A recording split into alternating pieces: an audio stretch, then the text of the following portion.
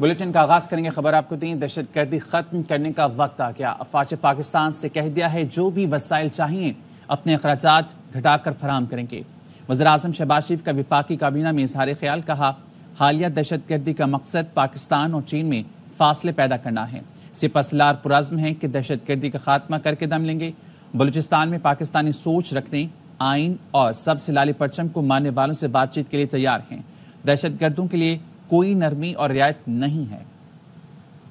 دہشت گردی کو ختم کرنے کا اب وقت آ پہنچا ہے۔ حکومت پاکستان نے افواج پاکستان کو یہ کہا ہے کہ جو بھی وسائل چاہیے تمام باقی اخراجات کم کر کے تمام وسائل مہیا کریں گے اور اس کے لیے کوئی کمی نہیں چھوڑی جائے گی۔ یہ مذموم اور ناپاک جو ان کے عزائم ہیں اس کا واحد مقصد یہ ہے کہ پاکستان کے اندر ترقی کے سفر کو روکا جا سکے، پاکستان اور چین کے درمیان فاصلے پیدا کیے جا سکے، بجائے کہ میں اس بات پہ جاؤں کہ پاکستان کے کس حصے کے لوگوں کو بسوں سے اتار کر شہید کیا گیا۔ اگر یہ کہا جائے کہ دہشت گردوں نے پاکستانیوں کو شہید کیا زیادہ مناسب اور مؤثر بات ہوگی، تو سپہ سالار ہے کہ ان کی ان ویورنگ ریزالو ہے کہ اس دہشت گردی کا خاتمہ ہر صورت کر کے دم لیں گے۔ دہشت گردوں کے لیے کوئی جگہ نہیں ہے، اور جو لوگ ڈائلاگ پہ یقین رکھتے ہیں، سبز ہلالی جھنڈے آئین پر مکمل ان کا یقین ہے، ان کے ساتھ ہر وقت بات چیت کے دروازے کھلے ہیں۔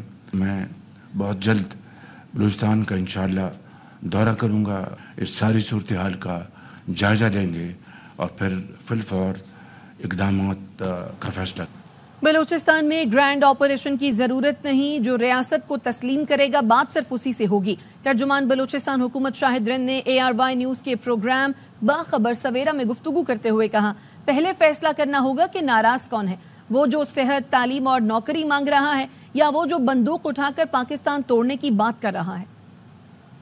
صوبائی حکومت نے کم از کم قومی سطح پر جو یہ ایک ناراض بلوچ کی کنفیوژن تھی اس کو دور کرنے کی کوشش کی کہ سب سے پہلے آپ کو یہ فیصلہ کرنا ہوگا کہ حکومت نے بات کس سے کرنی ہے، ناراض کون ہے۔ ناراض وہ ہے جو ریاست سے صحت، تعلیم، نوکری، روڈ انفراسٹرکچر مانگ رہا ہے، یا ناراض وہ ہے جس نے بندوق اٹھائی ہوئی ہے اور وہ پاکستان توڑنے کی بات کر رہا ہے۔ جو سرنڈر کرنا چاہتے ہیں ہمیں اس پہ فلٹر لگانے ہوں گے۔ کیا واقعی وہ دل سے سرنڈر کرنا چاہتے ہیں، وہ ریاست کو تسلیم کرنا چاہتے ہیں، تو پھر ان سے بات ہوگی۔ اور ہمیں واضح طور پر وزیر اعلیٰ بلوچستان یہ کہہ چکے ہیں کہ ہمیں دو چیلنجز کا سامنا ہے۔ ایک چیلنج ہے دہشت گردی کا، دوسرا چیلنج ہے ان دہشت گردوں کی لیجٹمیٹ وائسز کا جنہوں نے پولیٹیکل نقاب اوڑے ہوئے ہیں۔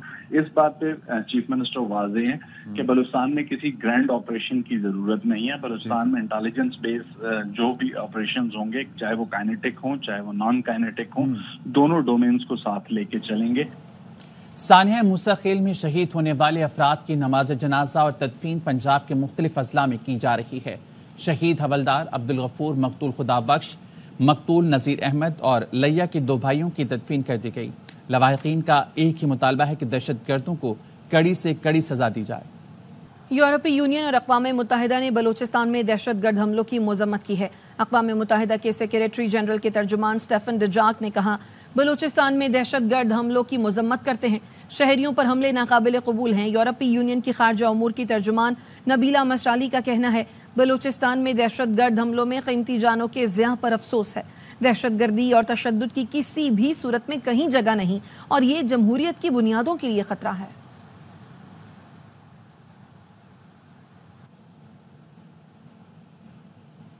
ایرانی سفارت خانے نے موسیٰ خیل اور قلات بلوچستان میں دہشت گردی کی شدید مذمت کی۔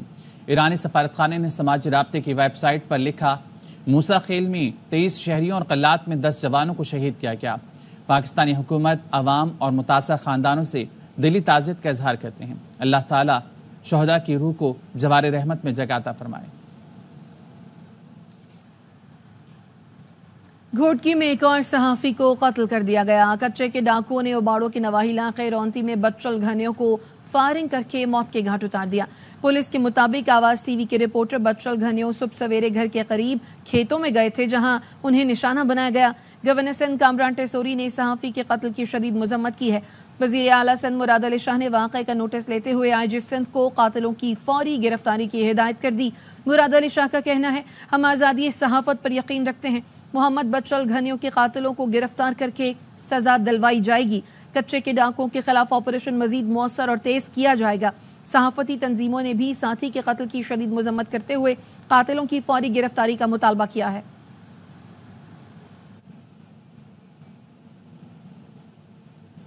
अफसोसनाक खबर आपको देंगे इस्लामाबाद से, जहां पर थाना की हदूद में ज़ेर तामीर इमारत की छत गिरने का वाक़या। छत गिरने से जाँ बहक मजदूरों की तादाद 5 हो गई है।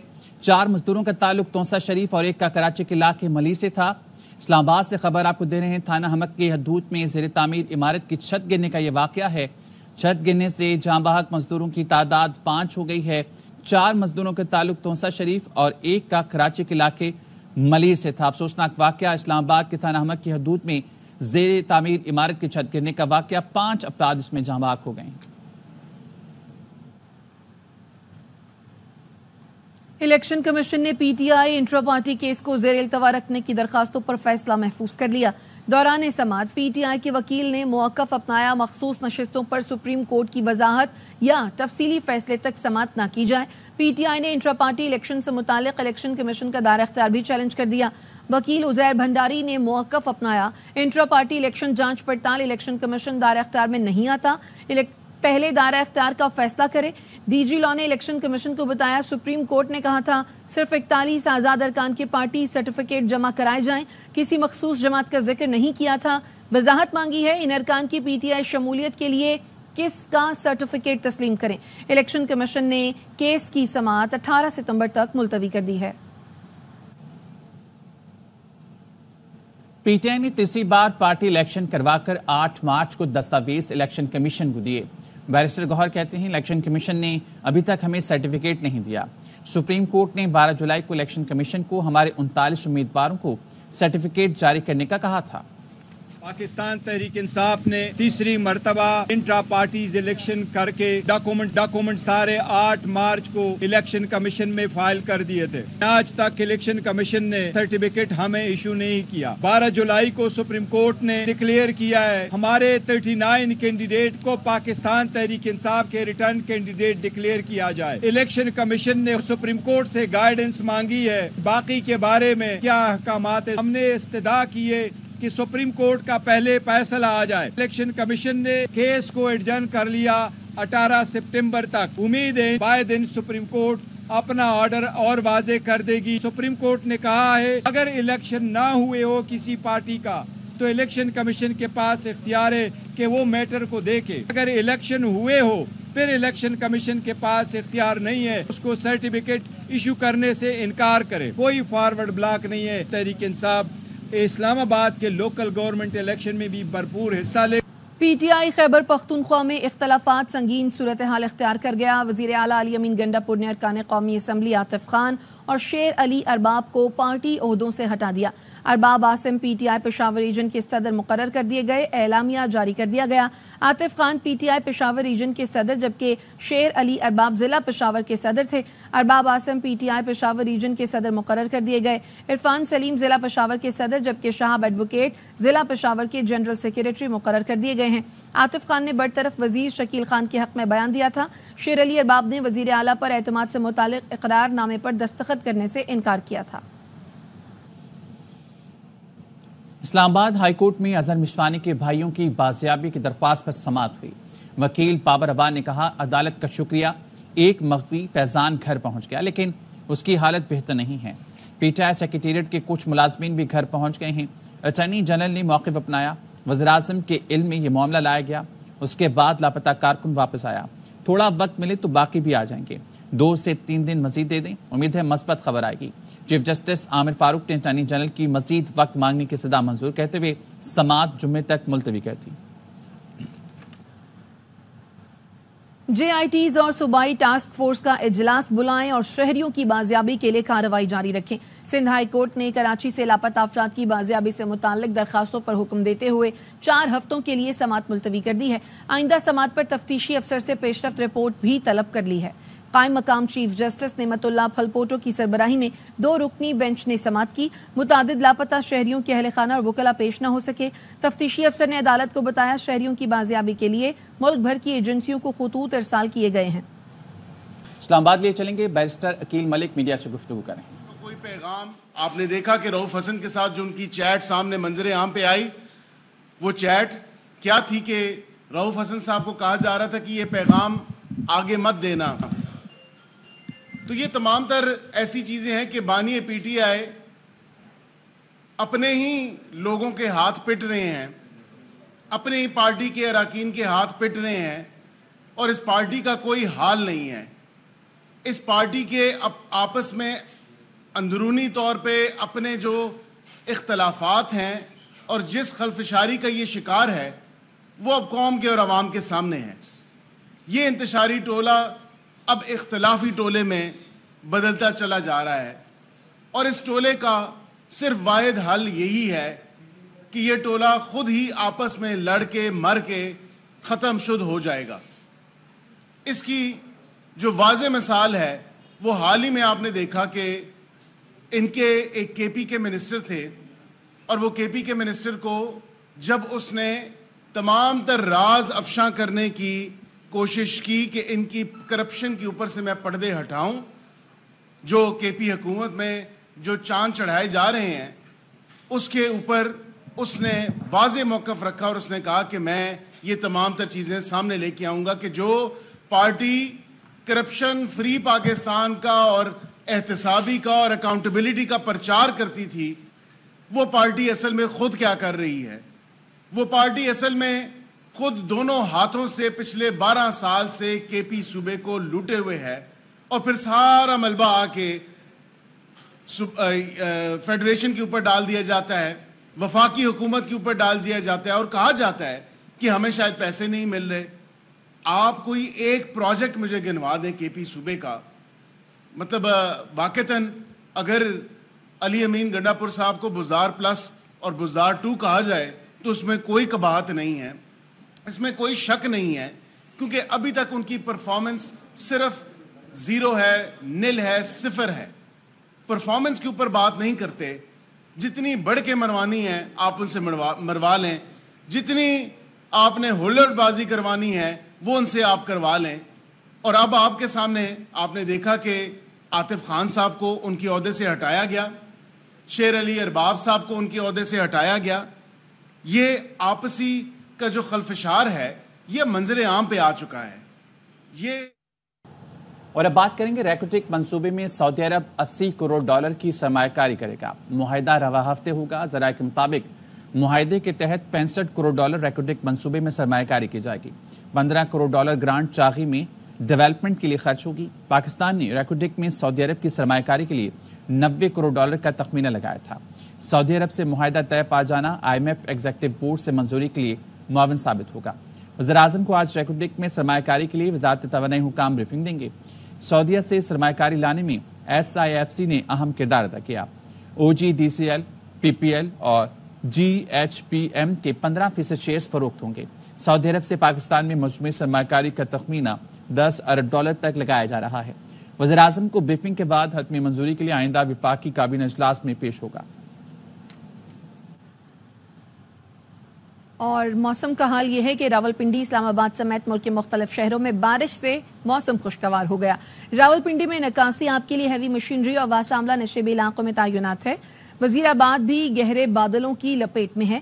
بارش کے باعث مختلف علاقوں میں بجلی کی فراہمی معطل ہو گئی. سرائے عالمگیر اور گردونواح میں تیز ہواؤں کے ساتھ بارش ہو رہی ہے.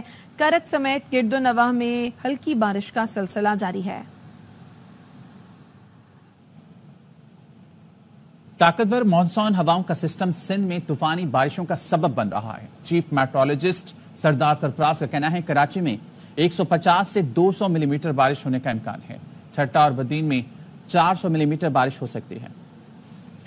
ابھی شدت کا سسٹم ہے، ابھی بھی ہمارے ایریا سے کافی دور ہے. سندھ پہ اور بارشیں ہوئی ہیں وہ اس کی آؤٹر پیریفیرل افیکٹ کی وجہ سے ہوئی ہے. تو آگے چل کر اس کی شدت میں، بارشوں کی شدت میں بھی اور ہواؤں کی شدت میں بھی اور تھنڈر اسٹارم میں بھی ایک طرح سے زیادہ شدت میں اضافہ ہو گیا گریجولی.